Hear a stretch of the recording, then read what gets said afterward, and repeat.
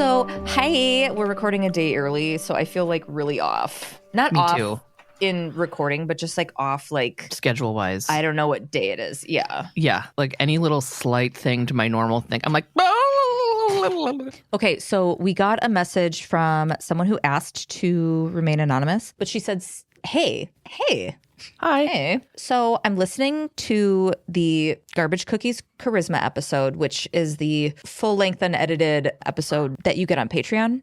Mm-hmm. But this information was obviously in the regular episode too. And I wanted to put in my 6 degrees of separation to David Koresh. My boss from when I worked in a forensic lab in Texas was one of the crime scene investigators after Waco and very solemnly talked about that whole scene, and it was so sobering and awful. He said they were just scooping bullets and shells into literal buckets because there were so many, and it was impossible to itemize them each individually. They were so overrun with bullets and shells that they would find them everywhere for years after. He said he would open a drawer and there would just be bags of spent bullets because they ran out of places to store them. I'm not sure that would be the same case today since the Dallas lab has grown so much since then and gotten fully online, so things are much more particular and it's easier to itemize large numbers of items, etc. But yeah, I had seen documentaries and things on it, but it felt so much more real listening to him talk about the aftermath and to see his eyes kind of cloud over when he talked about it. You could tell it took a huge toll on him, even just to be there after it was all done. And I was like, holy shit, thanks for this. God, we don't always think about the toll it's going to take on the crime scene investigators. It was literally highlighted in the episode. I mean, Stabler got fucking sent home because coming into a scene like that in that same field where there's children and everything else is a lot. And then I said, do you mind if I mention this? And she was like, yeah, maybe leave my name out of it. Yeah. You stupid bitch. Wow, I didn't see that she said that. She was like, leave my name out your mouth, you stupid cunt. And I was like, whoa. Yeah. The tone really totally changed. You messaged us. Jeez. But no, I was like, oh, you know, it's crazy that you don't always think about how it affects the people coming in, you know? You're so funny. You're like, geez, I didn't originally see that. She wrote that. But yeah, it's got to be tough. Right. And she goes, exactly. He's a super stoic kind of guy. So seeing him affected even so long after the fact was very telling. Yeah. Fucking nightmare. I just thought other people would find that just interesting. I mean, because I wasn't thinking about that when I was deep diving and writing that or reading it to you. I was like, yeah, you know, thinking about how fucked up it was to probably try to communicate with those guys. But for the forensics team that had to go in, just insane. Yeah. Because it was the biggest firefight in America since the Civil War. It's so insane. And so it's like going to a concentrated... It's a whole war. It's a war zone. It's a whole entire war. That was just crazy to me, and it got me like thinking about shit and whatever. So thank you to people that do that job. I can't imagine the burnout rate on that. Welcome to SVU Pod, Especially Heinous. I'm Gabe. I'm Tasha. We are on season 6, shut up, episode 8, Doubt. I constantly thought about the movie Doubt when this was coming up. Me too. That was funny. Hilarious, just like the movie Doubt. Yeah. Ooh. Ooh. Opening scene, it's nighttime, and a young woman is out on the street crying alone. It's that fucking lady. We love her. Stop. This is an actor we've mentioned quite a few times. The early aughts manic pixie dream girl, Susan Sauceman of the Sicily Saucemans. Yeah, I wanted to be her. Yeah, that's a callback. This is Shannon Sauceman. Brisk Cutter's a love story. 40 Days and 40 Nights, Rules of Attraction, A Knight's Tale, Kiss Kiss Bang Bang, The Holiday. And you literally just said what I have in my notes. In our 20s, we all wanted to be her and be with her. Yeah. Anyway, on to sentence 2 of the episode. So she tries to catch a cab, but the driver says he's out of service. She tries to get in, but he speeds away, which kind of gently knocks her down in a pile of garbage. Gently. Yeah, she's like, you bastard, and throws an empty bottle of wine at the cab, and it somehow busts through the entire back window. What is she, some kind of, I was going to name a baseball player, but I don't know, pitcher? What is she, Larry Bird? No, that's... Was she going for the Cy Young Award? Yeah. That's a baseball award given to pitchers. Anyway. What is she, a baseball? So the cab's like, oh, fuck no. Hard back speeds, almost runs her over, and does run over her like little portfolio or something. Immediately immediately you see her carrying portfolios and you're like, oh yeah, she's an art student because duh. Yeah. It's Manic obviously. Pixie Dream Girl. Right. She's an artist. Also, I like how you said the cab was like, hell no. And I just imagined the driver being like indifferent. Like, you know what? It's fine. Let's just keep going, buddy. But the cab has cartoon eyeballs and it's like, fuck this. It's like, and like big side eyes while he's and like their tire kind of looks like a little arm that's like gun in the reverse. And they're in Toon Town because it's like half people, half cartoons. Yeah. Roger Rabbit's like, go. And his wife's like, Lavoom. And another car drives by. Oh, there's a wolf that's like, his tongue. That's his tongue. Okay. Yeah. We're like, okay, 2 sentences into this. The driver gets out and he's like, blah, blah, blah, blah, blah. And the cops show up. The driver's like, dude, look what she did in my fucking car. I want her fucking arrested. And she's like, wait. And she starts crying again. And she's like, I've just been raped. And we're like, whoa. So now SVU is on the scene. A cop tells Benny and Stabes that the victim's name is Myra Denning. She's a grad student at City Arts. Jeremy's writing the university names in this one. City Arts. New York City Art School. The School for Art. Yeah. She won't say who raped her and was really freaked out when they asked. And the dude figured he better call SVU. Cop dude. Benson and Stabler go to talk to Myra at the ambulance. Stabler asks her what's up and what happened, but she's too panicky and she's like, I can't. So Benson's going to ride in the ambulance with her and Stabler starts to canvass the area with the other officers. A cop brings over a man that says he saw what happened. The guy is Ron Polikoff. He lives in the building where the fight between the cabbie and Myra happened. He lives on the 3rd floor and he knows Myra and it's the husband from Enough. Yes. This is actor Billy Campbell. My favorite thing that he was in is the 4400. And I've told you about it before. And have you watched it yet? No. Okay. In the 4400, you can't really figure out if he's a bad guy or not. And he's this like Jesus-y looking kind of cult leader guy who comes back from the dead and shit. He turns into a cult leader because he's like, oh, the 4400 and we all need to stick together and whatever. It's so good. That's how all cult people get. Like, oh, you guys, just stay. And you're like, okay. That's why I'll never be a cult leader. Unless you guys like want to follow me somewhere, that's fine. Come on. Let's go to the farm. I don't know. I mean, no pressure or anything, but drink this Kool-Aid or whatever. He's like, oh my God, I know her. And Stabler's like, oh, you do you? Stabler asks if Ron knows anything about the rape. This dude says that Myra is going to tell them that he did. What? So he totally did, right? I don't know. Theme song. Welcome to the SVU. It's the theme song. Here we are at SVU. We're in New York City. Okay. The ambulance arrives at the hospital. Myra asks Benson if she can just go home. She's exhausted. She's in the stretcher still. Benson tells her not to give up because she's come this far. Myra is like, oh my God, where's my portfolio? And Benson's like, it's at the end of the stretcher. We're going to take good care of it. We're going to protect it. That means it's going to get destroyed. Oh. Ron shows up at the hospital and Myra sees him and freaks out and tells Benson to not let him see her. Benson shimmies onto the other side of Myra to block her face from Ron. But Ron does see her and asks Stabler if that was Myra. Okay, I sent you a video. Did you not see the doctor run out flailing his arms like propellers? I did see a doctor come out, but I didn't. He was like, like spinning his arm around. Oh my God, how did I not notice that? See it? I know. Whoa. Stabler has Ron follow him into the ME's office. Ron was like, where are we going? We're not going to the morgue, are we? And he's like, it's right next door. And that's a weird question. Yeah, I'm going to murder you. Yeah. Now we're back with Myra. She wants to know if Ron's going to be arrested. Benson tells her that Stabler is just talking to him right now. And then Myra's like, what's going to happen next? Benson tells her step by step what's going on and what a rape kit is. Myra asks if she absolutely has to do the rape kit, and then it cuts back to Stabler and Ron. So this is cinematic. I want to know who directed this episode because it's very visual, the visual arts here. They love a back and forth question from one conversation being answered to another one. So Stabes and Ron are walking and talking to the ME's office now. He asks Stabler about the evidence kit they'll do on him and if it'll help prove his innocence. And he goes, well, I am innocent unless bad sex is against the law. I'm sorry. Wow. Stabler also thinks this guy's a douche and asks, consensual bad sex and gives him a once over eyeballing. And I took that to be saying, if it was bad, it was your fault. Right. Corner Warner is in the Emmy's office, and Ron goes to shake her hand. She pulls her away, and Cool Guy runs her fingers through her hair on the side of her head. Ha ha, you fucking loser.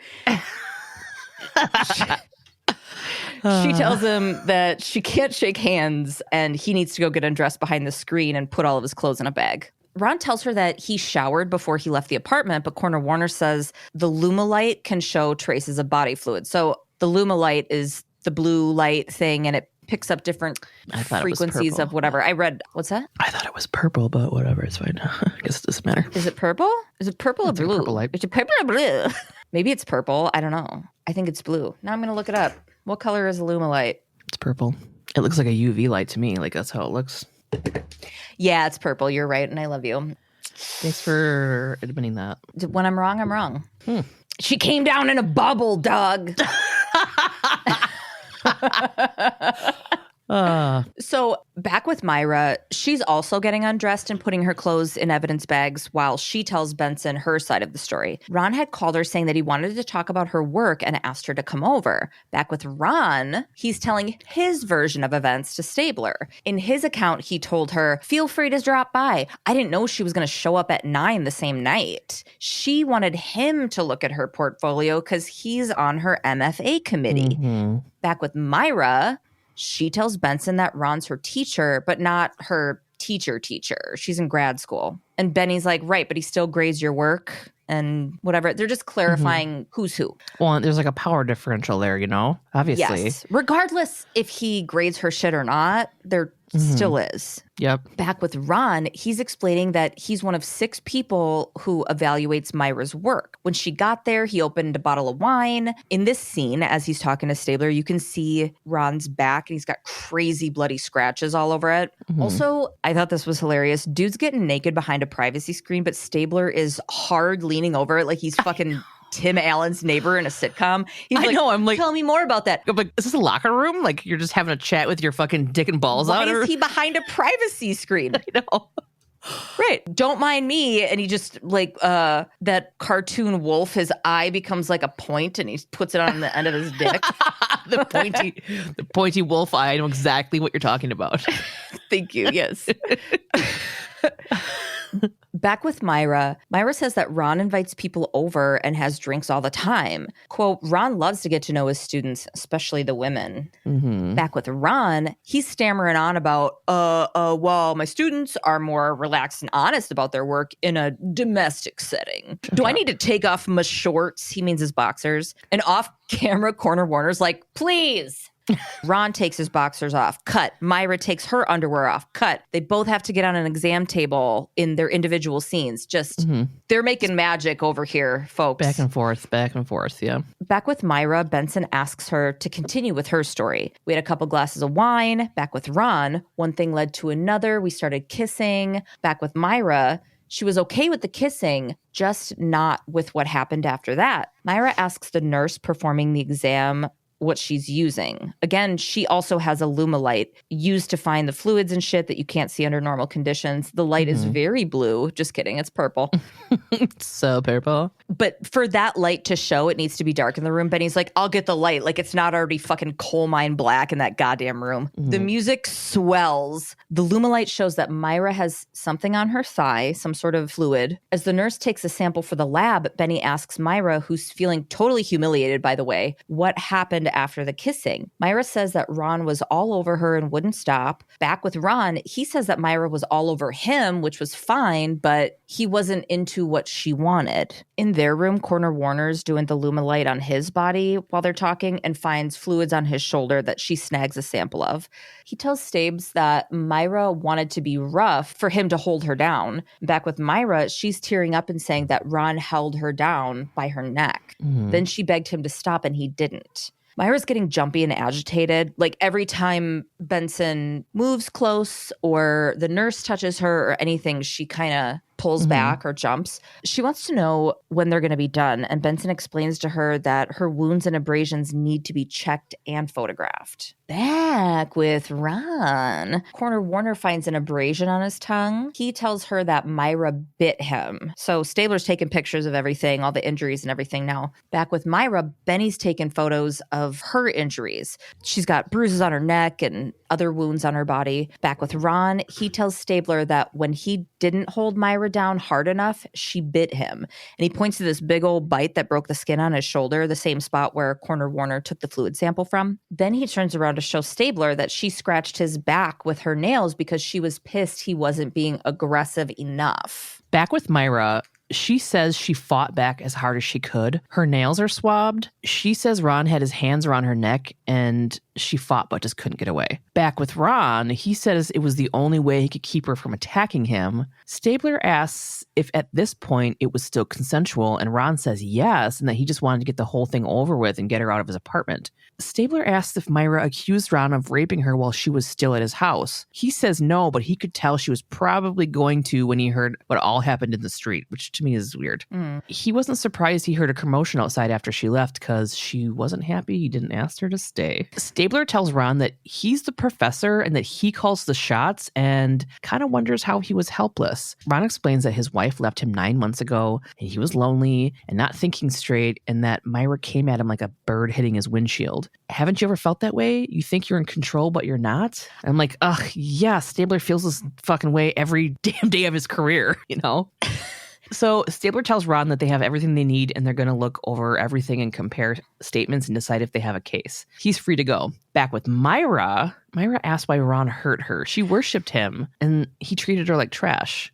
Benson says that Myra said no, and that is enough. Every time the word enough came in, I caps locked it just because of the movie. Myra thinks that maybe it wasn't enough, at least not enough to count. She asks if she can go home, but it's time for the fucking vaginal exam, and she's crying. It hurts, and Myra cries and holds Benson's hand. When this scene was happening, I was like, oh my God, how many times has Benson had to hold someone's hand through that? Yeah. Ugh. The fact that she does is just awesome because yeah, fucking Benson right there. That's how you make captain. That's how you do it. So Benson and Stabler meet up. Stabler asks how Myra is. Benson tells him that she's had it tough. Stabler tells Benson that according to Ron, she was looking for rough sex. And Benson comes back with, that's what they all say. You know that. Benson leaves to get the rape kit vouchered. Stabler says he'll wait with Myra. So Myra comes out of the hospital, but the car they're waiting for isn't there yet because there's some pileup. Stabler offers to take her home, and I'm like, oh my God, don't do it. We all can see what's going to happen. Yeah. Mm-hmm. Not good. It's like 3 a.m, I guess. So he's just like, I'll give you a ride home. Duh, dude, you take the rape kit. Let fucking Benson wait for her. Oh my God, whatever. Mm-hmm. Later, you can see Stabler helping her up the stairs to her apartment. She's fucking exhausted and she kind of falls back on him and like kind of faints and stuff. He catches her and he's got his arms around her chest because he's like, whoa. Yeah. And they have this kind of weird staring at each other moment. She's just like completely out of it and is like looking at him like, ugh. The way he caught her, he like had his hands around on her chest. Mm-hmm. And I remember I clocked that and I was like, oh, here we go. I said, oh, I wonder if she's gonna either interpret this way or accuse him of trying something. Because the whole time you're dancing back and forth with, well, they're trying to make you dance back and forth with being like, did he do this or is she lying? And we all know that like 1% of fucking whatever. This is reflecting a very prominent ripped from the headlines situation.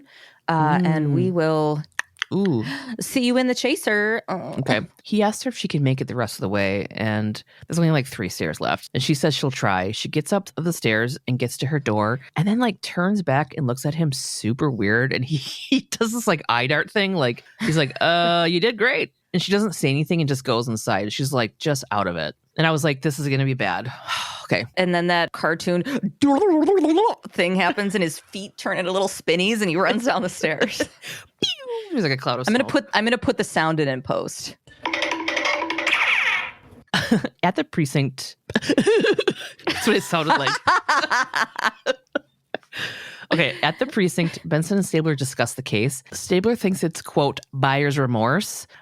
Benson says Myra had physical reactions that were consistent with the victim. Like she didn't want to be touched. Every time the doctor and her, like you said, came near her, the she flinching flinched. and stuff. Mm-hmm. Benson tells Stabler that it sounds like he believes Ron. Stabler thinks Ron either agreed to the suspect exam because he's playing them or he's an honest guy who doesn't know what hit him. Benson gets a call. Fucking 2 blood types were found on Myra's nightgown. Or Teddy, they keep saying, which I fucking hate. I hated it too. Oh, good. I'm so glad. I'm so fucking glad. Yeah. Oh, it was Ron's and another guy. Yeah. I like how she's like, my underwear, and she's like, no, you're Teddy.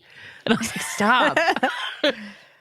You're Teddy, you're satiny, silky, lacy fucking Teddy. Ew. Teddy, it's a specific type of lingerie, so that's why they keep referencing it like that. It's just like a jumper, right? Yeah, it's like a little romper. It's like a little lacy lingerie romper. I'm going to call it anything but what they're calling it. Okay. At the precinct, Benny, Staves, and Myra walk into an interview room as Myra asks them if they had arrested Ron yet. Benny tells her not yet and asks if she had sex with anyone other than Ron the day before, and Myra says no. Stabler tells her there's semen from 2 men on her Theodore Roosevelt. Benson explains that if she had Theodore Roosevelt. Benson explains that if she had consensual sex with someone else, it doesn't change what happened with Ron. Myra asks if it's a trick to see if she's lying. She's really confused. She sticks to her story and clarifies that not only did she not have sex with anyone else, but also that what happened with Ron wasn't sex. It was rape, because it did continue to be referred to as sex. I'm glad she made that distinction, because sometimes in the past episodes, they'll call it sex or be like, he did her or whatever. You know what I mean? Ugh. Yeah. Novak and Cragen watch from the other side of the glass on the sprawling white beaches of Cragen's all-inclusive Sandals Resort while they kick back with classic pina coladas and watch the surf roll in. Cragen's drink is NA, though. He just likes pineapple and coconut. Novak says the DNA can't come back soon enough. She needs to draft a complaint, but needs to know what Myra's hiding and why. Cragen thinks she's embarrassed about having sex with 2 people in one day, which she shouldn't be. Novak says she better get over it because the 2 samples are enough to get her sexual history admitted to evidence. A staff member of the precinct pops her little head in to let Cragen know Ron's lawyer is there to see him. Before she can get the whole sentence out, Donna Emmett Esquire, Viola, I eat Oscar nominations for breakfast Davis, fucking drives a monster truck over this little gal to get into the room. She's just like, move. It was weird how she fitted into the squad room. Like, as she's plowing in, Cragen drops the blinds to the interview room, but she saw that the complainant, Myra, is being interviewed by the detectives. She's fucking on one and asks if Ron's getting charged with anything. Benny and Stabes walk into the room as she pulls out a list of Myra's, quote, numerous sexual partners. I get into this later because then in the courtroom, she was like, this stuff isn't allowed anymore in court. I'm like, you did it. You did that. You know? Okay, anyways. Novak tells her her list is fucking irrelevant, and Viola Davis says that Myra's lying is definitely relevant. Then tells them about a different time when Myra rear-ended a vehicle, then told the police a heart-wrenching story about her grandmother dying when she couldn't walk in a straight line for the officer. But then the grandmother is the one who bailed her out. Yeah.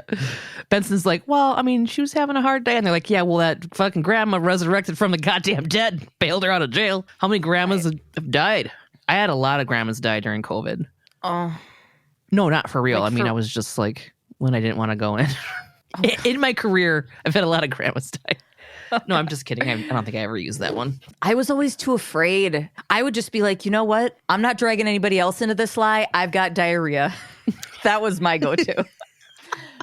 I've had COVID 43 times during the pandemic. No. Viola Davis is continuing on with her argument and says that Myra was drunk the night that she was allegedly raped, and Ron said he had been with her when she got that way and didn't force her to drink or have sex. Okay. She's arguing what Ron said as if that matters to filing anything. You know what I mean? Right. Of course that's what Ron said. She grabs her briefcase, spins on her fucking heel, and as she leaves, tells them to let her know when they decide to drop the case. I fucking love her. I know. I don't love her argument, but her presence is just her presence. I love her way she talks. I love the way her mouth moves. She's just great. She's incredible. Novak shows Benny, Stabes, and Daddy Craig's the list. Stabler wonders how Viola Davis was able to get the names on this list so fucking fast. And I'm like, well, she must have found her fucking Gabe-style journal. Obviously. Cragen tells them to send Myra home and get to the people on the list before Viola Davis does. I can't not call her full Christian name, by the way.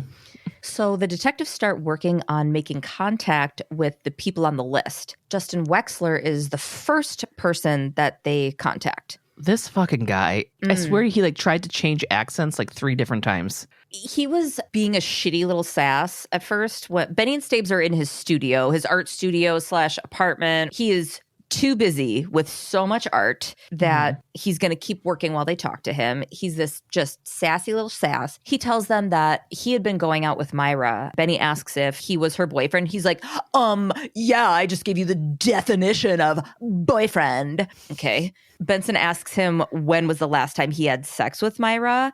The way he said the sentence, it was the first time he like changed his accent halfway through. But go ahead. Oh, really? See, I didn't. I was just annoyed by the way he was speaking to our future captain. He tells her that he'll let Benny know that if she tells him the last time she got laid. Eye roll. These are fucking sex police asking questions about your supposed girlfriend, you fucking loser. Like, I don't need to get laid. I have a tomato. Thanks. Oh my God. Should we market and sell tomato vibrators? Yeah. I mean... Smash that follow button. Let us know in the comments if you want us to fucking smash that follow button, then smash our vibe. Forget it. Pass. Sorry. You were almost there. I was close. That's what she said. Stabler asks him where he was the night before. Justin was at his place with 2 of his friends watching basketball till 11:30. Then he went to bed. He finally, in this conversation, asks if Myra's in trouble. Benson, who has fully buried the lead, tells him that Myra may have been raped. And he finally is like, oh, holy shit. Is there anything I can do? Benson tells him that he needs to tell them when the last time they had sex was. It was 3 nights ago. She had on this slinky black lace thing. A Teddy Ruxpin, they ask. Stupid. Justin gets upset and asks if he's the one who's being accused of rape. They just need to get a DNA sample from him to rule him out. And that prompts Justin to ask, has she been sleeping around? It's Ron Polikoff, isn't it? Okay. He tells them that he knew she would cheat on him with Ron. She can't stop talking about him. He then says the girls at school line up around the block to, quote, inspire him. Justin then dramatically and artistically splooshes his drink out of his blue New York City styrofoam coffee cup, and he hawks a fucking lug in it and says, here's your DNA sample. Pass it on to Myra when you're done with it, which I don't even get what that means. He didn't get any more information other than we need your DNA, and he's decided that she just slept with this other dude and is raging fucking pissed. They told him that she may have been raped. Yeah. And he's like, she fucking cheated on me. It's like, she was up with this guy in 1985. He had one cool thing, and everybody's fucking trying to suck his dick. We'll fucking give it to her. You know, I'm like, okay. Yeah. This is we've all dated this guy. Benny and Stabes go to meet up with Myra. Benson wants to know why Myra didn't tell them she was dating Justin. Myra says she didn't think it mattered because she hadn't seen him in a few days. It had nothing to do with her being sexually assaulted. Stabler says he thinks it might be that she didn't want her boyfriend to know she was with Ron. She admits that that's kind of true, but only because Justin gets jealous. He does. I didn't even notice that. He didn't seem jealous. They're like, here, he asked us to give you this. I was just going to say, yeah. Fucking loser. Benson asks if the other semen on the Teddy Roosevelt was Justin's, and Myra said, yeah, it is. And they're like, disgusting. You didn't wash your teddy? She's like, oh my God, I thought it was clean. Yeah. They were like, oh, it was the same one you wore to Ron's? Boo, you whore. She was embarrassed. And she's like, I took it off when I got home from hanging out with Justin and threw it in a pile of clothes. So when Ron called me a couple days later to go to his place and go over my shit, I threw on some clothes that looked clean in that pile. And Benny, they can't get past the show. I don't know. I get what they're doing here, but as a show. But Benny goes, and the teddy you put on clothes and the super sexy fucking jumpsuit that you wear under your clothes. There's lace on it, so it means you want to fuck Teddy. Stabler then asks her about other sexual partners and starts going down the list. This poor fucking girl wants to know, where did you get all this information? And Benson asks her who else would know. Myra thinks it's Jenny, her roommate. Jenny has a crush on Ron, and when Myra told Jenny she was raped, Jenny acted like Myra made it up. Cut to Benson and Stabler talking to Jenny. She's like angry painting a thing. Oh my God, I took a video. She's like, the way that she's two-handed rolling that blue paint on the wall, it was so fucking... She's rolling with her whole body. She's like, her whole head is flopping back. yeah. Also, this actress was in Porn and Chicken. We haven't talked about that one in a while. So those are two separate things, or that's a movie? She was in Porn and Chicken? Or the movie's Porn and Chicken? It's a movie, Porn and Chicken. Okay. She's like, yeah, I gave fucking this list to Ron of all the dudes Myra fucked. She's like, we're not even friends. We're fucking roommates. My biceps hurt so hard. Devin? Jenny tells him that Myra knew she liked Ron and sleazed her way into his bed. She does not think that Myra was raped by Ron. Stabler tells Jenny that Myra was beat up pretty bad. Jenny says that Myra gets kind of crazy when she drinks. Maybe she fell down some stairs. And then Benson's like, oh, did she try to strangle herself too? Jenny is convinced it wasn't Ron because he's not into kinky stuff. Benson's like, how do you know that? She knows that because she's been having sex with Ron. She thought they were in a relationship. She says that she gave him the list because he was scared and admitted that he had had sex with Myra and apologized. Ron loves her, and he's not a rapist. Ugh. Benson and Stabler walk off, and Benny says she thinks Ron got back together with Jenny just to get dirt on Myra. Doy. No doy. So sorry. That's okay. We'll just move right along. Okay, thank you. Doy. No doy. Benson and Stabler go to talk to Ron. A young woman in a robe answers the door. Benny says, whoa, how old are you, sweetheart? Ron turns around the corner and says she's 16 and is my daughter. Her name is Sophie. Sophie takes off. She's late for something, get a shower. Ron invites them in. They were trying to make it a whole like, oh my God, he's a predator. Look at him with this girl in his fucking apartment. He's like, fucking relax. It's my daughter. Yeah. He's like, did you think that my daughter was my girlfriend? Benny's like, I heard you like him young. Ugh. He says he wants to know who said that. And Benny says, doesn't matter, do you? So he hasn't dated anyone under 21 since he was 21 himself, and says that Jenny is 25 and not an undergrad. If they want a list of his girlfriends, they should have just asked him. Benson asks about the list he gave Viola Davis. He says, it's pretty long, isn't it? Kind of shows the type of woman accusing me of rape will sleep with anyone in pants. And I fucking punched a hole through my computer and had to get another one and download everything just to do this today. Oh my God. I'm so sorry you had to go through all that. So much money. I burnt my actual house to the ground, so I'm in a field right now. Oh my God. I can't believe the sound is this good. There should be some like... Dear. Benson asked him if that's why he invited Myra over to his house that night, because he thought she was easy. Ron says he didn't know she would come right over. Myra was worried about her thesis, and he says she should have been because her work isn't good. He looked at the portfolio for about an hour and made some notes. He says that the notes were made after they had sex and asks if they really think she would have hung around if he had raped her. Fuck off. Benny and Stabes meet back up with Myra for an outdoor walk and talk. Myra recounts her side. She got there, he poured wine, they went over the portfolio, he raped her. Benson asks what happened after. Myra says he walked out of the room and she couldn't move. She heard the shower, and when he came back in and said, you can't stay here all night, she got dressed and left. Mm-hmm. Benny gently goes, okay. And Myra, with a full neck of finger-sized bruises, goes, no, not okay. Yeah. Myra wants to know why she gets the feeling that they think she's lying. You've got the facts. What's next? Yeah. They keep going back and forth, asking a lot of questions, and she's not seeing any action and is getting really pissed off. Yeah. Benson and Stabler go over the case details with Novak now. The other DNA is Justin's. Stabler thinks that the fact that Myra wore sexy underwear to see Ron may hurt Myra's case. Benson gets mad and says, underwear aren't an invitation for rape. Mm-hmm. Stabler fires back by saying that Myra might not have seen it as rape until Ron told her to leave. Okay. Novak, who's clearly annoyed, jumps up and tells them she can't prosecute until they agree. Is that true? I don't know. I don't think so. I don't know. But she's like, call me when you're on the same page. And she leaves. Benny asks Stabler what his problem with Myra is. Stabler calls her neurotic, says she chased after Ron, and says that Myra was the one that wanted to have sex. Benson's getting mad. Oh, really? Did she want to be strangled too? And fucking Stabler goes, a lot of people do. They're in a heated nose to nose right now. Faces pressed up against each other, screaming. She hasn't told a consistent story yet. Well, maybe he lied. They argue about her word against his, going back and forth. Stabler emphasizes that her word can put him in prison for 10 years and makes the bullshit argument that she hailed a cab instead of calling the cops. And I'm in my living room screaming, you're the fucking sex police. Get better at this. Yeah.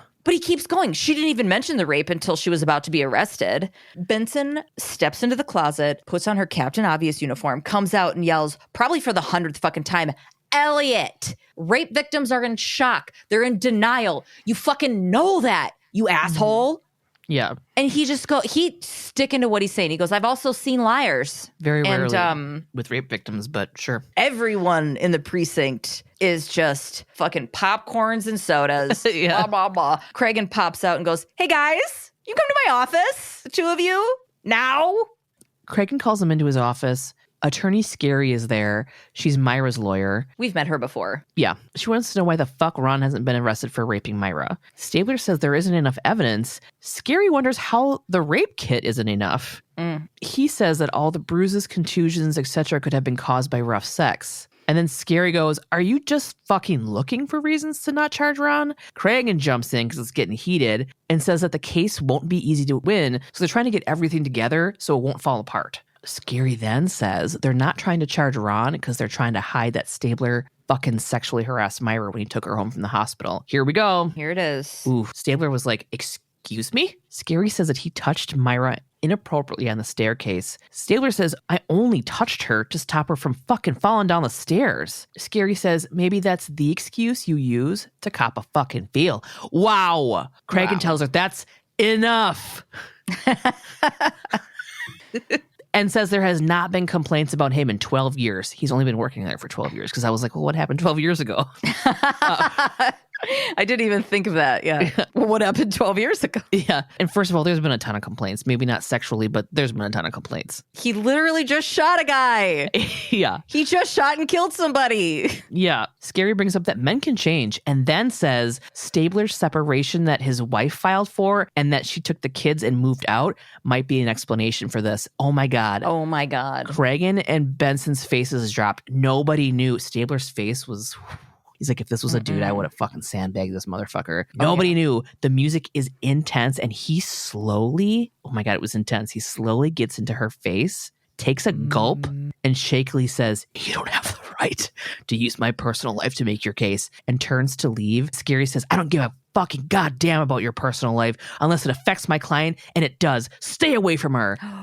Full body fucking chills. He fucking takes off. Scary demands that Stabler be removed from the case. Benson obviously goes after Stabler.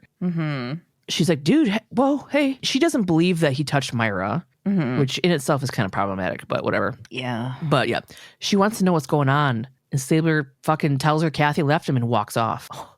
Later, Stabler is on the island of Arufa. I just forgot about that when I was up there. Oh my God. Stabler's on the roof. That is a call back. Gabe was in the attic digging around.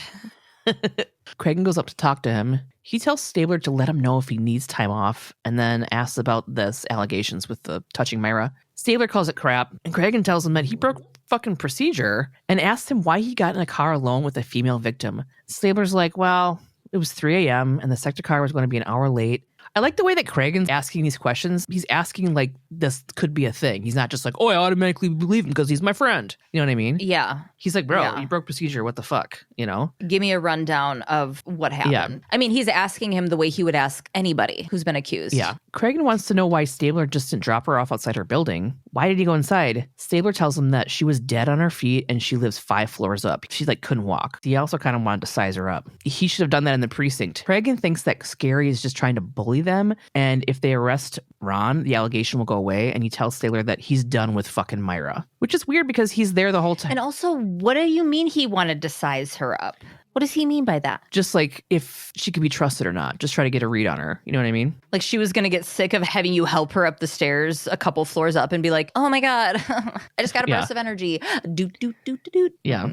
I don't understand why he says that he's done with Myra because he's on the case for the rest of the episode. Yeah, but he probably just can't talk to her anymore. Yeah, but he's not supposed to be on the case. He shouldn't be involved at all. Yeah, the lawyer demanded that. Novak and Donnelly power walk and talk about the case. Myra's credibility is in question, and Novak doesn't know what to do. Scary has threatened to go to the media if SVU doesn't make an arrest, but SVU is split on whether they should make the arrest or not. So, Donnelly thinks that Novak should bring an X indictment to the grand jury and make them decide if there is a case.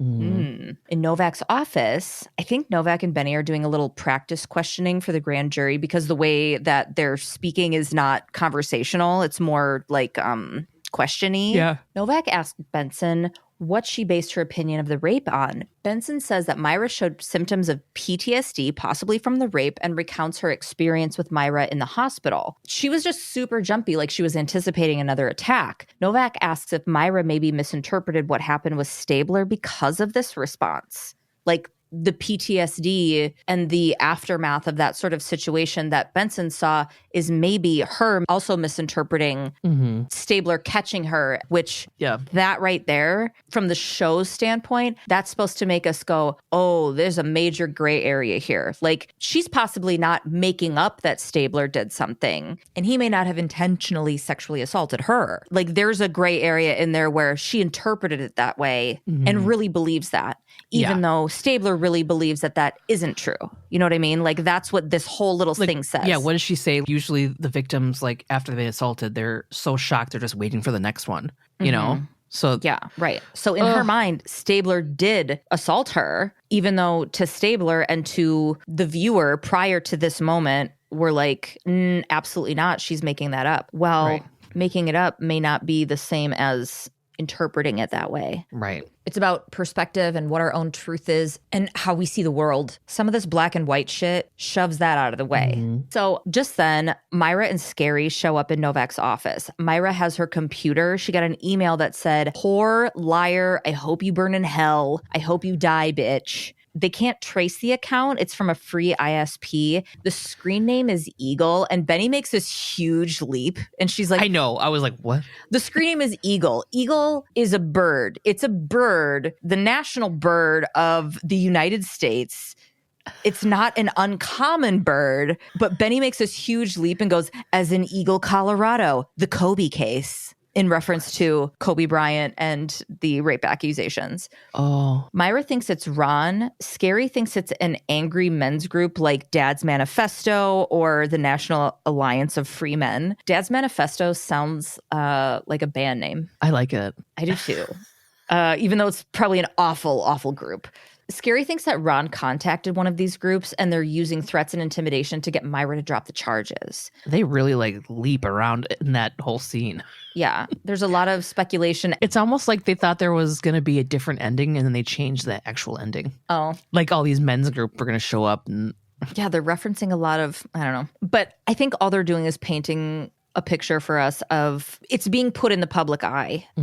And now she's being harassed by, so anyway, no, I know what I'm trying to say, but then I don't want to tell you the chaser is about Kobe Bryant. This is in reference to the Kobe Bryant rape accusations. I don't know anything about that. Okay, so the accuser was fucking dragged, and I'm going to get into all of that. But in this episode, it's like they wanted to reference that, but the accused isn't some big national celebrity, but it was intimidating her, Myra, in the episode. She was being intimidated by being harassed. And I think that's how they were getting to it, by being like, oh, yeah, there's these men's groups and whatever.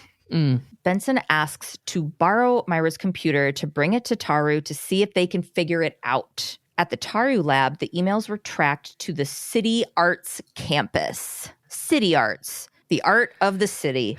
Benson says it's where Ron teaches. And Stabler says that it's also where Myra goes to school. Going like, oh, Ron may have sent it. Oh, Myra may have sent it. Benson gets fucking mad, asking if Stabler thinks Myra sent the emails. He just doesn't want to count her out. I mean, at this point, they unfortunately can't count that out. Yeah. Tarutek Echevarria, who looks like Chris Parnell to me, says that the emails were sent from a library computer. He does, right? Yeah, he does. Anyone with a school ID could have access. Mm-hmm. Cut to City Arts Library. The librarian is this little cutie. She reminds me of the office lady in Ferris Bueller's Day Off. I don't know, just like, Yeah. She says she was at her desk and didn't see Myra or Ron all day. She knows them and says that they're very nice people. And she also says the whole campus is divided, but they both will lose. The dean fired Ron that morning.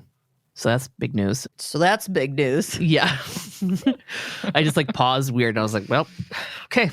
So in the computer, it says that neither Ron nor Myra checked out any books, but the sign-up sheet for the computers had Ron's last name on it. And then the library lady was like, oh, no, that's not Ron. That's Sophie. Any children of faculty have free access. And I'm also like, why is Stabler still here? Yeah. Benny and Stabes find Ron packing his car up. Where you going? Taking off? Skipping town? No, the college told him to move out of faculty housing. He says, so much for innocent until proven guilty. Fucking Jenny comes out with a bunch of stuff. She's helping him move to a hotel. Ron says he lost everything because an unbalanced woman couldn't deal with rejection or a bad grade. Jesus. Stabler tells him that they need to speak with Sophie, but fucking Ron says no. She's a minor and he won't agree to it. Stabler tells him that if he has nothing to hide, then he will let them speak with her. And Benson's like, or I could just ask her mom. And he's like, fuck that. Fine. Do it. In the precinct, Sophie is brought in for questioning. Benson asks Sophie why she was in the library. Every question that she gets asked, she like looks at her dad before she answered because she's scared. To me, this wasn't that weird because if I was in the police station, I would be looking at my dad the whole time too. And because all he did was nod like, go ahead, you know? I'm glad you made a note of that because, yeah, I felt like they were kind of... Stabler's like, oh my God, he's manipulating her. I'm like, I think she's just scared, to be honest. Yeah, it felt like splitting hairs. Yeah. Sophie says she was working on a science project. She looks at her dad when Benson asks if that's all she did, and she says yes. Behind the glass in Cragen's Dairy Queen franchise he just bought, he's teaching the new kids how to make a blizzard and do that cool thing where they hold it upside down. He's a real hands-on owner. Stabler notices that Sophie keeps looking at her dad before she answers the question. Cragen's like, she's probably just scared. Yeah. Stabler thinks Ron is coaching her. Sophie tells him that she used the computer, but it was for research. Benson holds up the email that's like, fuck you, whore, and like yells at her if she wrote it. She won't answer and seems nervous. Benson asks her again and again, and Sophie stands up and shouts, why don't you leave us alone? Ron hugs her and he says, okay, that's enough.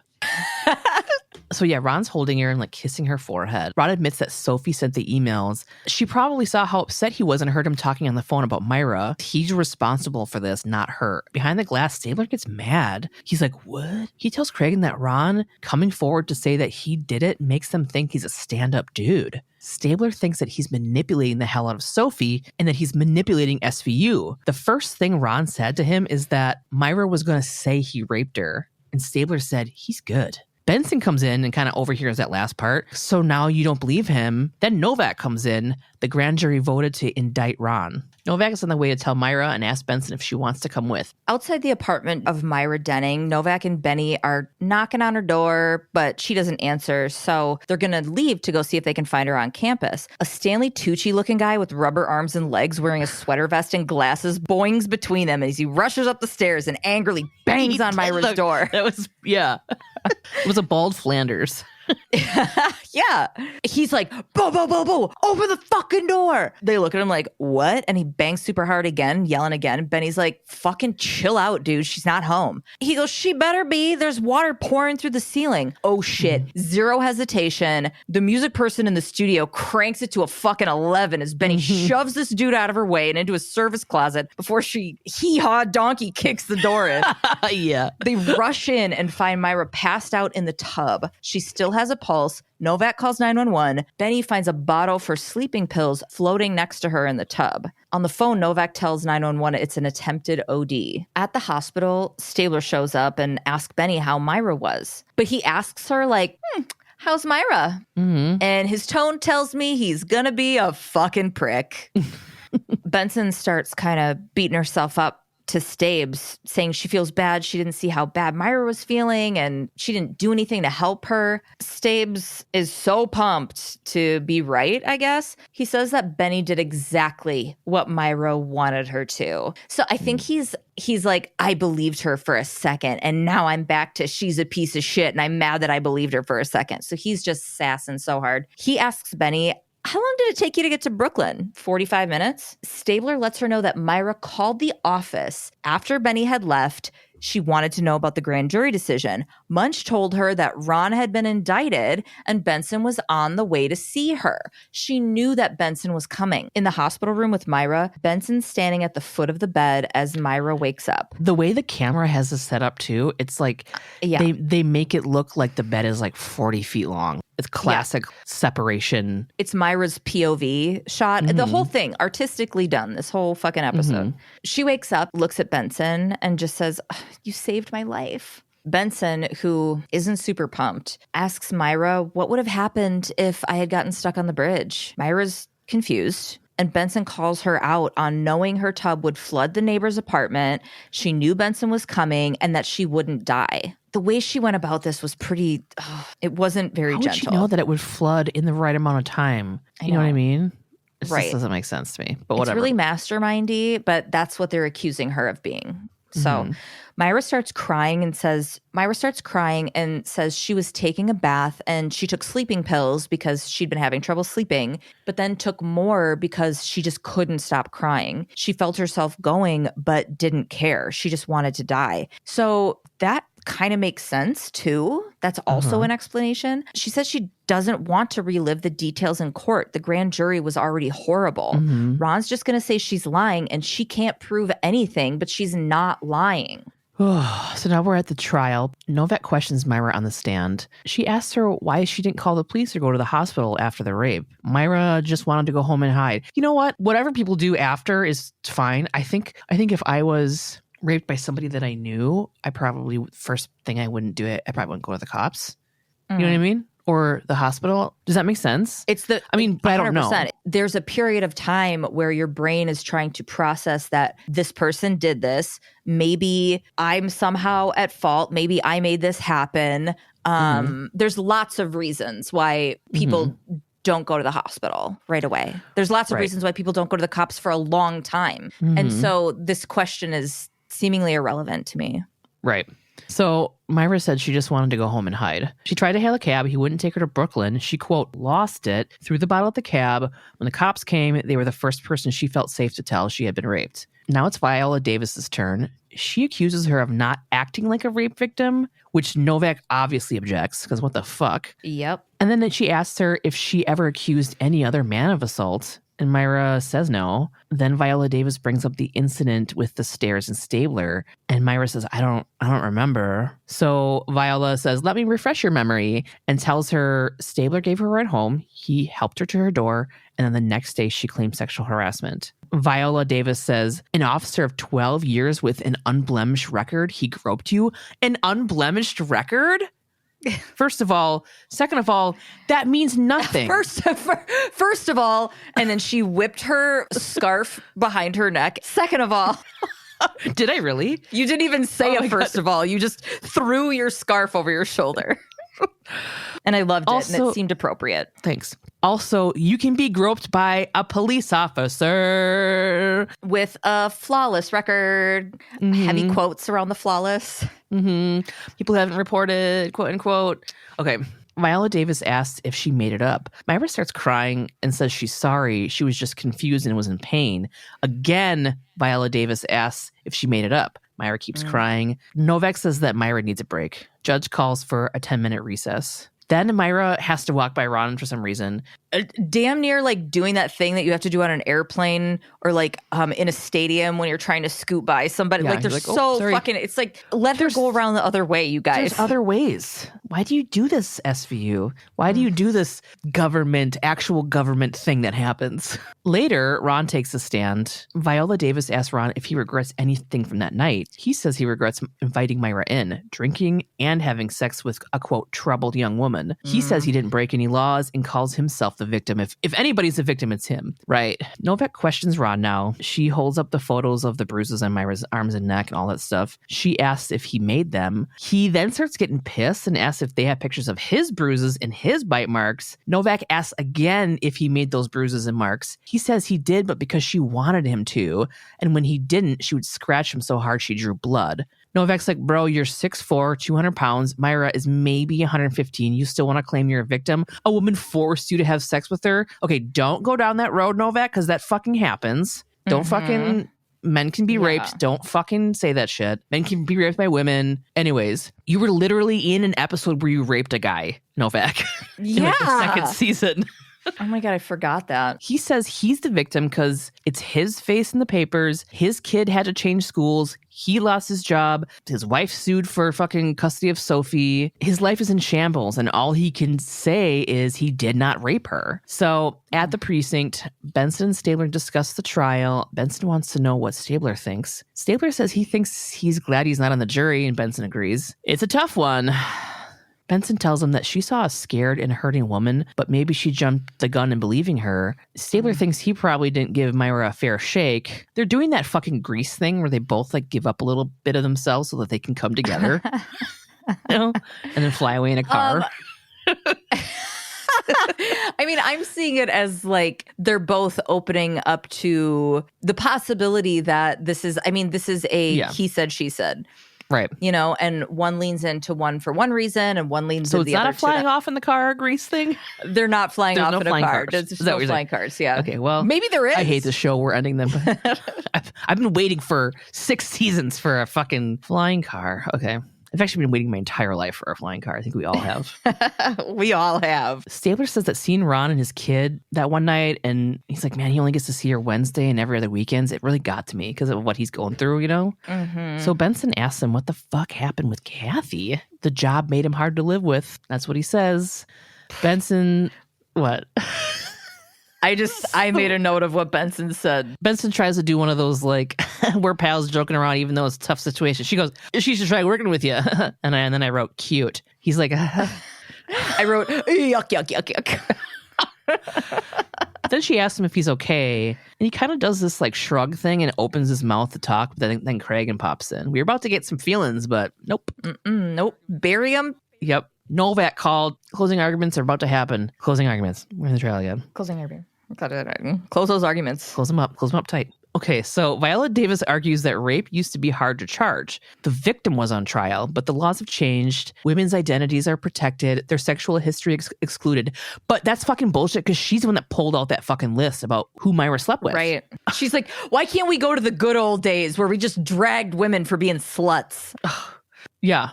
She then says, maybe the pendulum has swung too far. The women who have sex and regret it shouldn't be allowed to call men rapists. She wore sexy clothes, had wine, kissed him, etc. Ron's past doesn't point to any sexual assaults. And his life has already been ruined by Myra's lies, and he's being punished enough for a crime he didn't commit. All of that was such bullshit. She had wine, okay. Okay, Novak pops up and says that rape is still hard to prosecute and still a nightmare for victims. Thank you.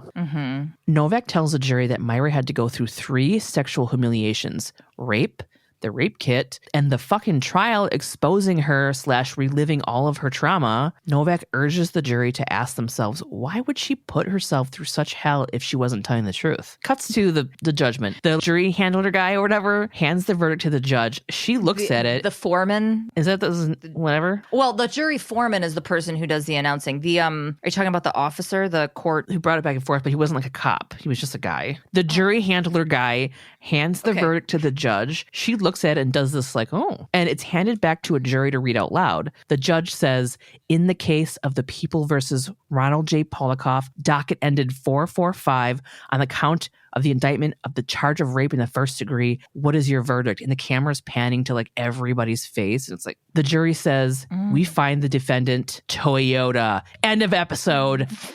Toyota. Oh, okay. The bailiff is supposed to hand the... He wasn't a cop. I don't know. He was just a guy. Weird.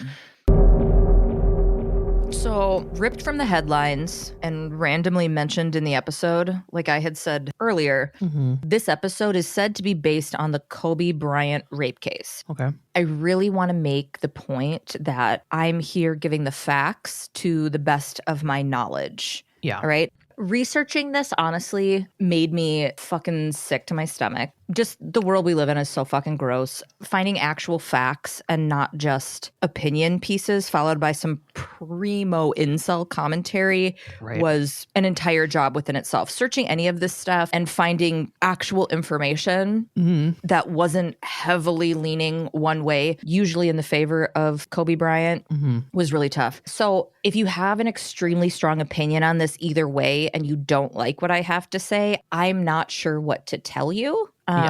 I'm also aware that any conversations on this topic have become really fucking sensitive since Kobe Bryant's death. Do we get it? Just because I'm not condemning Kobe Bryant at the very end of this does not mean that I do not believe this woman and what she experienced.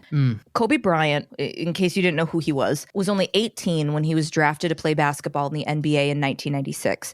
He was traded to the LA Lakers and his career fucking skyrocketed. He played side by side with Shaquille O'Neal. Bryant was at the time the youngest player to ever start a game in the NBA. By 2003, the Lakers had won 3 consecutive championships with a lot of help from Bryant. He had partner deals with Nike, Spalding, McDonald's, Nintendo, Sprite. He was everywhere. Everyone in the world knew this kid.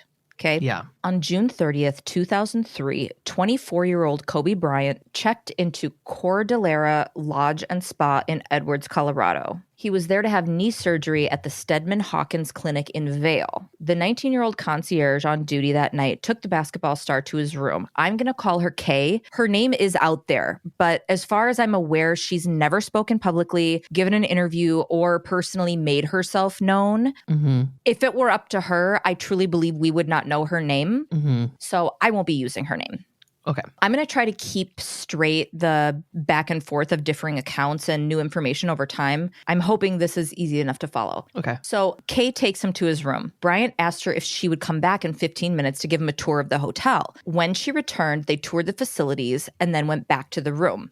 I'm going to start with Kay's initial version of events that she gave in her first interview with police. Okay. According to Kay, when she found out Kobe Bryant was coming with a couple of bodyguards to stay at the hotel, she was fucking pumped. She wanted to stay to meet him. Her shift was supposed to be over, but she's like, I'm going to work late. I want to meet Kobe Bryant. Yeah. The following are her words. I've summed some of it up since these statements were interstitched with police questions. But this is the gist in her words. This is after they got back to the room. We were talking and he asked me to open the jacuzzi for him. I told him that my shift was over and I was going to go home. He proceeded to try and convince me to come back in 15 minutes, which I told him I would just so I could get out of there, and I was just going to leave and not come back. I stood up to leave. He stood up, asked me to give him a hug. I gave him a hug and he started kissing me, and I let him kiss me. Kissing continued. Then he took off his pants, and that's when I tried to back up and leave, and that's when he started to choke me. I was thinking that his actions were getting physical and that I wanted to get out of the room. He started groping me, I guess I'd say, putting his hands on me, grabbing my butt, my chest, trying to lift up my skirt. He proceeded to take off his own pants, trying to grab my hand and make me touch him. I told him once that I needed to leave. He didn't say anything. If he did hear me, he didn't make any gestures or anything that would let me know that he did. When he took off his pants, that's when I started to kind of back up and try to push his hands off me. And that's when he started to choke me. He wasn't choking me enough that I couldn't breathe, just choking me to the point that I was scared.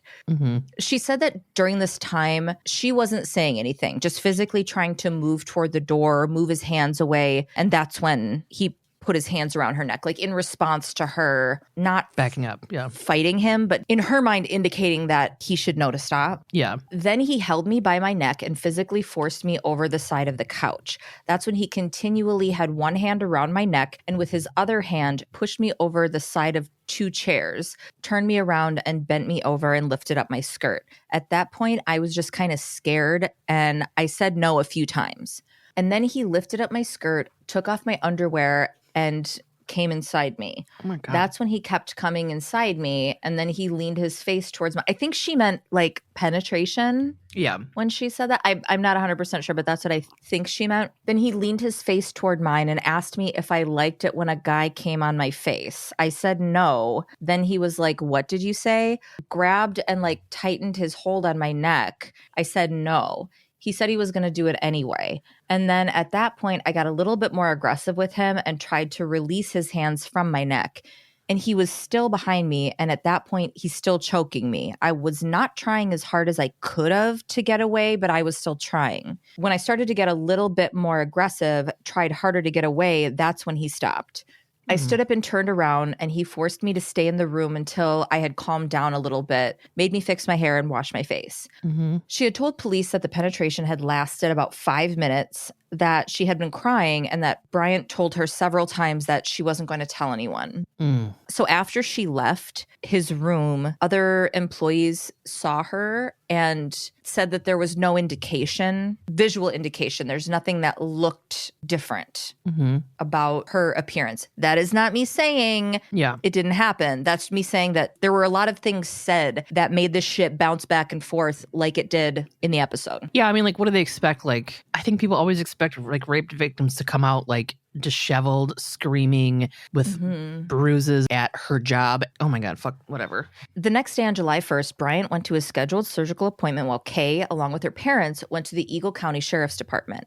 She filed a police report alleging that Kobe Bryant had sexually assaulted her. So that whole statement that I told you about, that was from that initial interview. She was given a rape kit examination. Later that night, around 11 p.m., Eagle County investigators showed up at the hotel to ask Bryant a few questions. Initially, in their conversation, Bryant denied having any sexual encounter with Kay. He said, quote, she showed me around the pool, showing me around. We went to my room. She showed me the back view where the bears come up to the window, and that's about fucking it. We shot the shit, and that was it. He continued to deny anything happened until police told him that her physical exam had produced semen and blood evidence.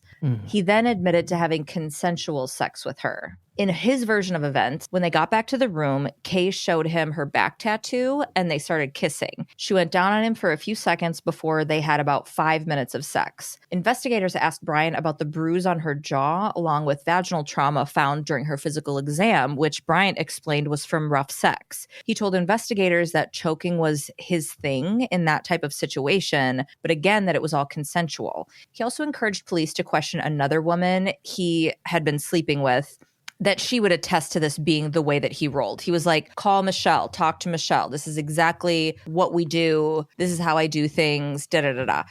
Not that it matters if someone else is into it or allows it. That doesn't mean anything. Yeah. It doesn't mean it's okay. It's like, I have sex with my girlfriend, so it's like, but it's, yeah, that doesn't mean you get to rape other people or do anything, you know? 100%. This is also not what he was saying. He wasn't like, oh, I'm into choking, so that's what we did and that's why. He was sitting there giving his perceived accounts and explaining why the choking thing wasn't weird from his perspective. Yeah. Like, he was claiming she was down with all of it. So he's telling the cops this story. He's like, this is what happened. We had rough sex or whatever. I want to keep this quiet. I don't want my wife to find out, because he was married to his wife, Vanessa. And then he brought up Shaquille O'Neal. He was like, man, I should be doing what Shaq does and just paying these girls off. That's what he does. He's paid millions of dollars. He just pays these girls off so they keep quiet. Because in his mind, he was insistent that it was consensual and he didn't want anybody to know that he had cheated on his wife.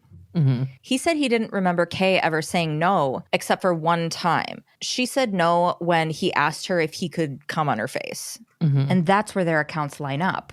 Those were the words used in the questioning. Yeah. I'm not trying to be whatever about a serious thing. Investigators also found small amounts of blood belonging to Kay on Bryant's clothing. So there was a huge thing I read that I didn't really want to get into, talking about injury that can come from sex with someone of significant size. And so these were the back and forths on that. Bryant did tell police that consent wasn't verbalized, but rather given through physical cues. She kissed him back. In his version of events, she performed oral sex on him. These were the physical cues. He told them that he didn't finish inside of her, but finished himself after she left, and gave them the t-shirt with his semen on it. He agreed to comply with the police investigation, to give a polygraph, submit a rape test kit, whatever they needed. This conversation they had with Kobe Bryant at the hotel was about 2 hours long. And then he went with police to the Valley View Hospital in Glenwood Springs to give samples and do the testing and everything that they needed from him. He cooperated with everything that they wanted.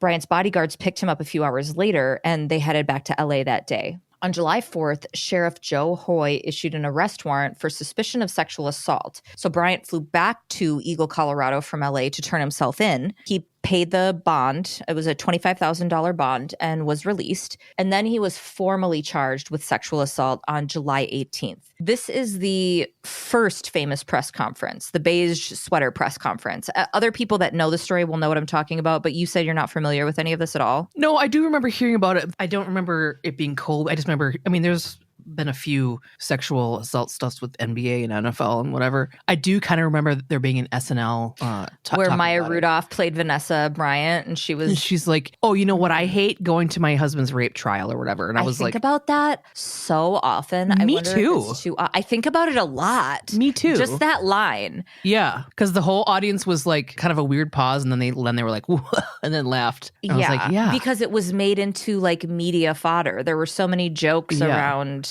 Which sucks. It does suck in every regard, right? So he's sitting there, he's wearing his beige sweater. His wife, Vanessa, is sitting next to him holding his hand. He said, quote, "I didn't force her to do anything against her will. I'm innocent. I sit here in front of you guys furious at myself, disgusted at myself for making a mistake of adultery." Mm-hmm. We know based on his conversation with police that adultery thing is an image comment.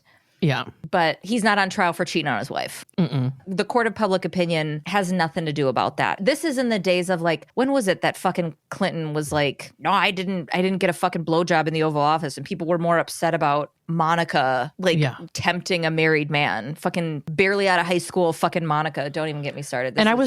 Dude, that whole thing to me, even then I was like, why does this matter? People cheat on their wives all the fucking time. Why does this fucking matter? Right. That was the 90s, right? That was 90s. We're in 2003, 2004 for this. So he gives this press conference. Everything explodes because he had a squeaky clean reputation. He wasn't one of those athletes who was getting in trouble, going out. They'd go on the road and guys would go out and he wouldn't. He wasn't in trouble with drugs or drinking or he was a star player and he had a great reputation. All-American fucking. All-American. Yeah. So this is 2003. The Me Too movement didn't spread like huge until 2017. The term was coined in 2006, but it was 2017 when it fucking blew up. Mm-hmm. Slut shaming was the name of the game in the 2000s. It was fucking toxic. It's literally always been, but like it has been. But like here we had new internet, global fucking like communication. That's what it is, right? I looked into it. I was like, was there an exceptional amount of slut shaming in the early 2000s? And there's a million articles studied. There's all kinds of shit on it. Where it's like,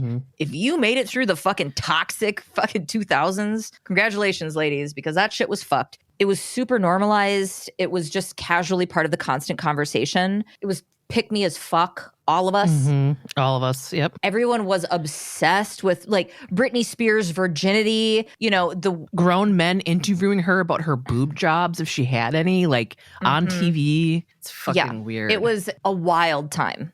Mm-hmm. And this case was primed for dragging. Bryant's defense team, along with the court of public opinion, absolutely devoured this woman. Mm-hmm. But let's start with the defense's case, okay? So since it was a he said, she said, they decided to go full scorched earth on Kay's character. Of course. They brought up her history of mental illness. She had been allegedly taking medication for schizophrenia at the time and had survived 2 suicide attempts. They argued that her vaginal trauma was from having sex in the 15 hours between her encounter with Bryant and reporting the alleged sexual assault. She didn't go to the police until the next afternoon. Kay vehemently denied having sex with anyone in that time, but that she had sex prior to being assaulted. This was disputed since there was no other DNA found on Bryant's physical exam. Okay, so she's like, oh no, I had sex with somebody before. The only reason that they could dispute that is because it was very unlikely that she wouldn't have transferred some DNA onto Bryant, which there was none. Also, this is why I'm saying all of this is taken from this case and put into the episode. Kay's rape kit showed another male's DNA along with Bryant's, as well as a pubic hair not belonging to her or Bryant in her underwear. Kay's lawyers and the prosecution argued this had nothing to do with sex with anybody else after the assault. They claimed that the DNA was from a consensual sex act 2 weeks prior. Kay said that when she was getting dressed to go to the police station, she grabbed underwear that she thought were clean, but they weren't. They were sitting on the floor. She grabbed them. They also named her in pretrial multiple times, knowing that she wanted to remain anonymous. So they used her name a few times, but her name ended up coming out publicly when the Eagle County Justice Center posted case filings on their website, which included her full name.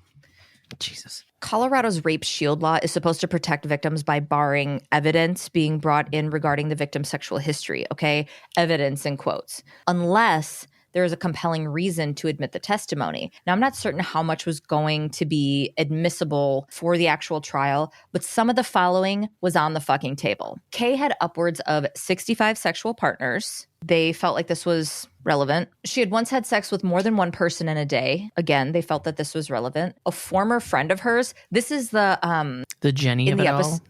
Yes, I was gonna say the roommate, the whatever, that I'm gonna just paint roll my little heart away because I'm upset. This girl, this former friend, I found multiple extensive interviews that she gave, detailing a whole story about Kay wanting to go to a hotel when Eminem was staying in the area because she wanted to try and sleep with him, that she had slept with a friend's boyfriend. Her suicide attempts were for attention. She was known for sleeping with guys to help them earn their Red Wings. Are you aware of what that means? Yeah. Yeah, look it up if you don't. It doesn't matter, but it's just, these were the things that this girl was willing to testify to. What a bitch. She also said that Kay had slept with a dude that looked like Justin Timberlake at her American Idol audition in Texas. These are like big, long interviews as if they point to her being a liar or her lacking character. She's fully dragged for months while these pretrial hearings and shit are going on. In March of 2004, months after the incident, she was photographed dancing with a dude at Outlaws nightclub in Calgary, Alberta, Canada. It was splashed all over the fucking papers, the magazines, everything. The photo was taken by a private eye hired by Bryant's defense team. All over media, magazines. The shit was brought into court as well, arguing that, like, she can't be that upset.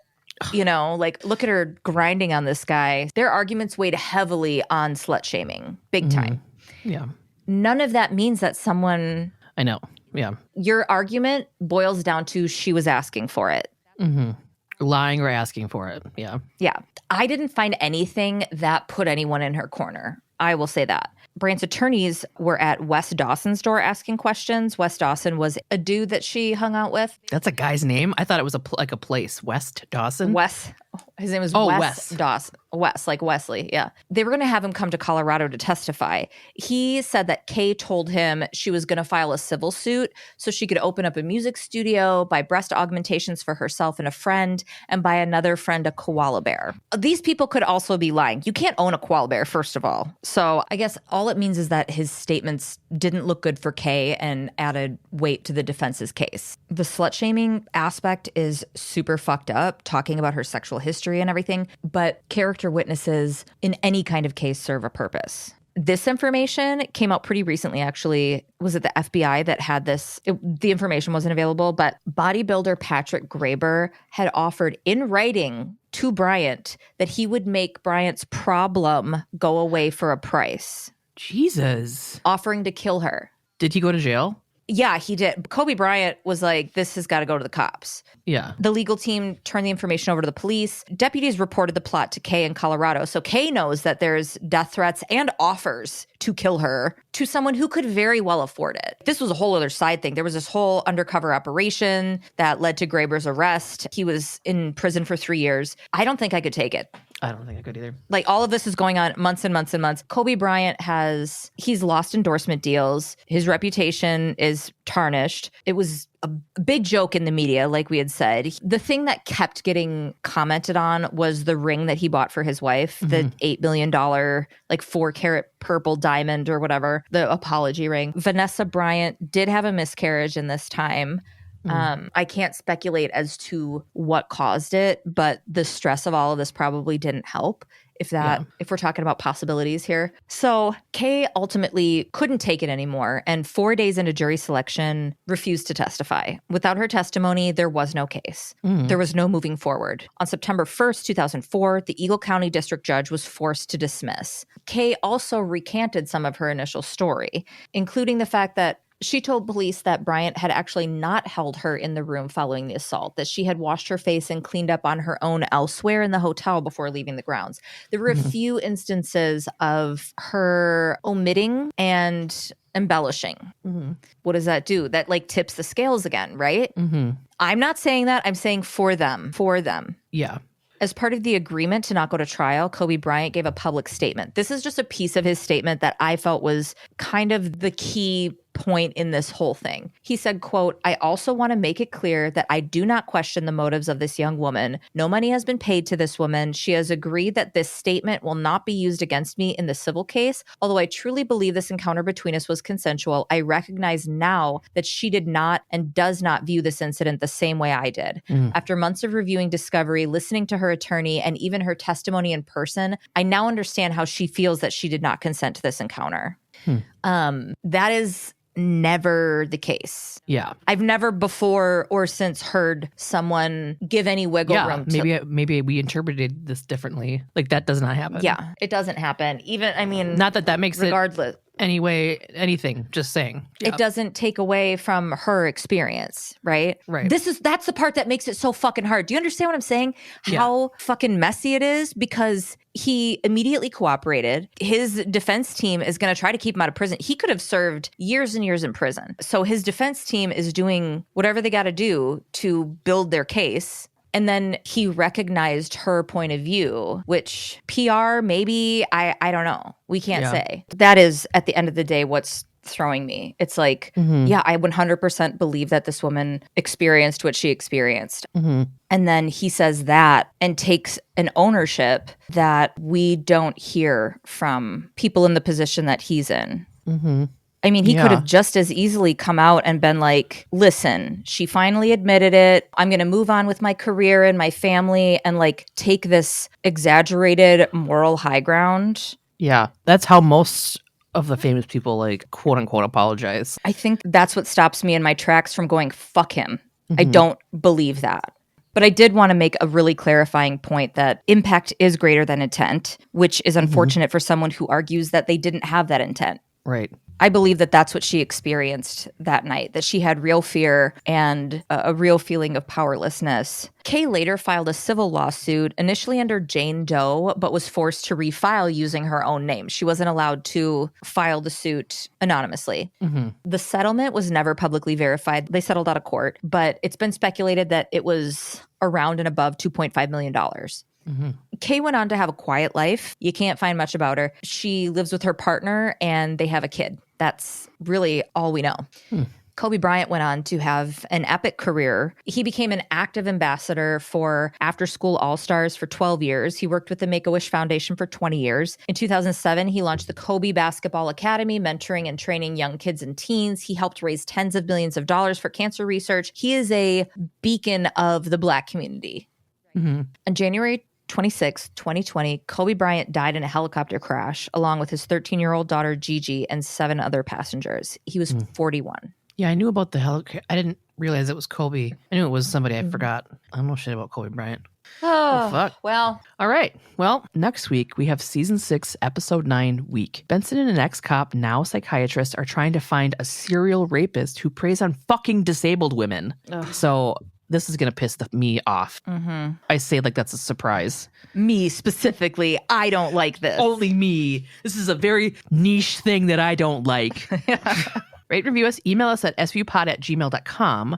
If you want to send us stuff, go ahead. P.O. Box 176, Deforest, Wisconsin 53532. Follow us on all social media, Instagram, TikTok, etc. at svupod. Get pod merch and more at svupod.com. We have a TeePublic, bunch of shit. Join the Facebook group SVUpod Elite Squad. And we also have a Facebook chat group called Walk and Talk. There's also a Facebook group book club called Single Tomato. And hashtag Little Bit Loud for indie pods. And if you are an indie pod, hashtag your shit so it can all be together. We can all find it. And join the Patreon. We got tons of extra content. Call or text us and leave us your questions, stories, and comments. Ghost stories, please. If you want some shitty advice, call, leave a message at 1-920-345-7005. Again, 1-920-345-7005. Also, this just popped in my nogs. Story yourselves listening to the pod, commenting on the pod. There's lots of ways for you to share us with your friends. Mm-hmm. You don't have to join the Patreon to support. Right. Are you embarrassed of us? Oh my God. Are you embarrassed? Are we your secret? Wow. Is this just between us? I like that I'm your dirty little secret. What is that from? Euphoria? Yeah. All right. Love you. Right. Bye. Love you. Bye. Bye. Why do I sound like such a... Back with Myra. Myra says that Ron Just a pointy wool. I've never heard anybody say that or explain that. And I just love you. The pointy wolf fight. I'm like, yeah. Okay. Stabler says he thinks I'm sorry. You can always, every fucking single time you do it, you can get me with you just mocking yourself. I know. All you have to do is mock yourself a tiny bit, and I'm like, oh, you stupid bitch. It's true, you're dumb. No, it's peak comedy for me. I won't even notice that it sounded weird or think it sounded weird at all. And you'll be like, at the precinct. At the fucking precinct. Gabe. I just die every time. I don't know why. Jennifer Lopez has had enough. What's her face is her best friend and says it's okay to protect her young. She's like a lion. He's like a lion. And to our Elite Squad patrons, Sonia W, Marisa M, Elke H, Mary D, Andrew, Rebekah D, Miranda B, Shelby W, Lex, Emily T, Mallorie G, Bonita R, Maren, Vanessa, Melanie G, Courtney W, Ursula S, Kate H, Kate P, Jessica S, Nicole M, Katarina G, Danielle W, Jana M, Joshua H, Tammy J, Crystal, Lucy M, Trisha S, Sam D, Mac Attack, Casey W, Abby W, Alexis J, Lauren T, Kaylin B, Camille Z, Nisha G, Maggie D, Kay Allen, Eliza W, Crystal B, Jessica P, Zon and J, Nada M. It's so funny because you were like, Kay Allen, and you're like, you know what, I'm going to sing the rest of them, and you did a little bounce, and then you didn't. And then you're like, I'm not doing that. I'm not doing that. I saw your shoulders go like this. You know what? I did it, and then I thought, Gabe is going to yell at me if I keep singing. Oh. Keeps me like, knock it off. I would have not yelled at you. Nada M, Sin, Madison H, Emily, once bitten, twice shy. What? Oh, I don't know. I just said something that started with an O. Victoria B, Scout G, Melissa M, I'll take over. Oh. Desiree D, Okay. Drew B, Monica K, Katie S, Brenna T, Natasha S, Andrea H, Al H, Nikki R, Aunt Sarah. Oh, Go. You said I'll take over. I assumed you were keeping. Oh, sorry. Caitlin S, Emily D, Katie H, Lexi Y, Vern, Jenna B, Catherine B, Ariana, Madeline K, you. Madeline K, yum. Her name's Madeline, actually. She sent us a thing, so I want to pronounce it correctly. I know we pronounced it wrong last week, but we're going to do it right. Madeline. Oh, Madeline, she's mine, she's fine, Madeline. Okay. Meg M, Andrea M, Nikki B, Mallorie J, and Lem. Boop, boop. You're great. I don't like that my Emily O didn't land. That's fine. No. It's actually kind of funny because I was what? I said what? You went, I thought you kind of planned it out that way a little bit because it was. I didn't. All right. Emily, oh my darling, oh my darling, Oh my darling, oh my darling, Emily. Ah! Okay. Stop the recording. No, I love you. I love you too. Okay. If you love me, let me go for an hour. Bye. I'll come back. I'm a butterfly.